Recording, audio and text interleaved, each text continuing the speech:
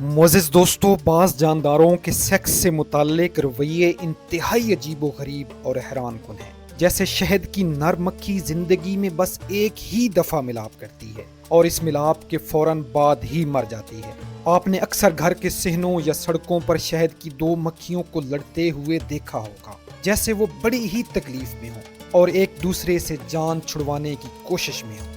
یہ کوئی عام لڑائی نہیں، بلکہ سیکس یا ملاپ کے بعد کی وہ سچویشن ہے جس میں میل مکھی فی میل کے اندر ڈالے گئے اپنے ڈنگ کو نکالنے کی کوشش کر رہی ہوتی ہے، مگر وہ نکال نہیں پاتی اور ڈنگ فی میل کے اندر ہی ٹوٹ جاتا ہے، جس کے بعد اس کے معدے کے عضلات تک باہر نکل آتے ہیں اور اس کی موقع پر ہی موت ہو جاتی ہے۔ دراصل شہد کی مکھی کے لیے اس کا ڈنگ انتہائی اہم ہوتا ہے۔ اس کی کوشش ہوتی ہے کہ وہ ہر ممکن حد تک اسے سنبھال کر رکھے، کیونکہ یہ ڈنگ ہی اس کی زندگی ہے۔ جب شہد کی مکھی کسی انسان کو کاٹتی ہے تو انسانی جلد کے سخت ہونے کی وجہ سے مکھی کے ڈنگ کے ساتھ ایک لیس دار مادہ بھی ساتھ رہ جاتا ہے۔ یہ لیس دار مادہ دراصل اس کے جسم کا نچلا حصہ ہے، جو ڈنگ کو نکالنے کی کوشش میں ٹوٹ کر جلد سے الگ ہو جاتا ہے، اور جسم کا یہ نچلا حصہ پھٹ جانے کی وجہ سے مکھی کی موقع پر ہی موت واقع ہو جاتی ہے۔ بالکل ایسا ہی کچھ اس کے ساتھ سیکس کے دوران بھی ہوتا ہے۔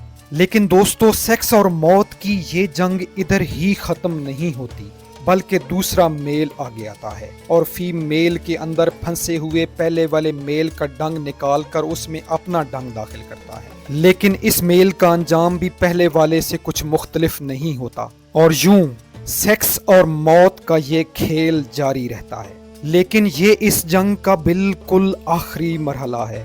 اس سے پہلے بھی ایک گھمسان کا رن پڑ چکا ہوتا ہے، جب میل مکھیاں کوئین سے ملاپ کرنے کی جنگ میں ایک دوسرے کے ساتھ لمبی لڑائی لڑتی ہیں۔ دراصل شہد کی مکھیوں میں کوئین سب سے اہم ہوتی ہے، کیونکہ صرف وہی فرٹائل ایگز پیدا کرتی ہے، اور انہی انڈوں سے میل مکھیاں یا ڈرونز پیدا ہوتے ہیں۔ یہ ڈرونز زندگی بھر کھاتے پیتے اور آرام کرتے ہیں اور خود کو بس ایک ملاپ کے لیے تیار کرتے ہیں۔ اس کے علاوہ ان کا کوئی دوسرا مقصد نہیں ہوتا۔ جب کوئین ملاپ کے لیے تیار ہوتی ہے تو چھتے کے تمام ڈرونز اس پر ٹوٹ پڑتے ہیں اور کوئین کے گرد لپٹ جاتے ہیں۔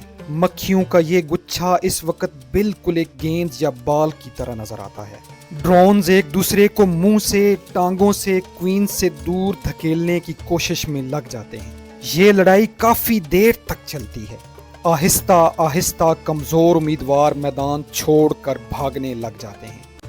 آخر میں صرف ایک ہی مرد مجاہد بچتا ہے، اور یہی اس بیٹل آف سیکس کا پہلا شکار بنتا ہے۔ اور بعض ڈرونز تو اس قدر سیڈسٹ ہوتے ہیں کہ وہ کوئین کی آنکھوں میں ٹاکسک سیمنز ڈال دیتے ہیں، جس سے وہ اندھی ہو جاتی ہے اور اڑنے کے قابل نہیں رہتی۔ کوئین چونکہ دوران پرواز ہی ملاپ کرتی ہے، اس لیے ملاپ کا یہ سلسلہ یہیں پر رک جاتا ہے۔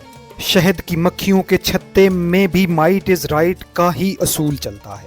جب ورکر بیز کو یہ لگتا ہے کہ ان کی کوئین بالکل بیکار ہو چکی ہے تو وہ اس کے گرد لپٹ کر اسے سفوکیٹ کر کے مار دیتی ہیں اور نئی کوئین کا انتخاب کر لیتی ہیں۔ لیکن جو کوئین ملاپ کے بعد بچ جاتی ہے، پھر اس کا پورا شاہانہ طرز پر خیال رکھا جاتا ہے۔ اس کے لیے خاص قسم کے سیلز بنائے جاتے ہیں جہاں پر وہ انڈے دیتی ہے۔ اس کی خدمت پر ورکر بیز کا ایک پورا گروپ ہوتا ہے جو اس کا خیال رکھتا ہے، اور اس کے لیے خاص قسم کی خوراک تیار کی جاتی ہے جسے رائل جیلی کا نام دیا جاتا ہے۔ یہ خوراک پروٹین سے بھرپور ہوتی ہے تاکہ کوئین کمزور نہ پڑے، کیونکہ کوئین نے دن میں 1500 سے زائد انڈے دینے ہوتے ہیں، جن سے ڈرونز، ورکر بیز اور نئی کوئینز جنم لیتی ہیں، اور یوں یہ سائیکل چلتا رہتا ہے، اور یہی شہد کی مکھی کی افزائش کا قدرتی عمل ہے۔